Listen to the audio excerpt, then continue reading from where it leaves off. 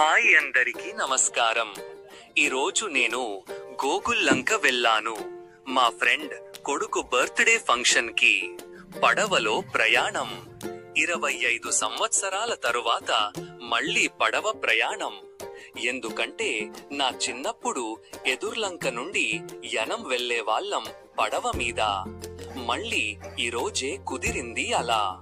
పడవలో స్కూల్ పిల్లలు ఉన్నారు. సో నేను వాళ్ళని సోషల్ మీడియాలో పెడతా అంటే సిగ్గుపడి తల కిందకి పెట్టుకున్నారు.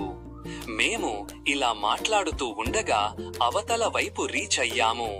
ఫంక్షన్ కి వెళ్లి ఎంజాయ్ చేశాక రిటర్న్ వస్తుంటే పెద్ద పడవ అవతాలి ఒడ్డున ఉండిపోయింది. సో తాపతి ఏం లేక ఈ చిన్న పడవలో దేవరా స్టంట్ మొదలు పెట్టా. 2 చేతులతో బైక్ ని పట్టుకున్నా జాగ్రత్తగా. ఈ చిన్న పడవ జర్నీ చాలా టెరిబుల్.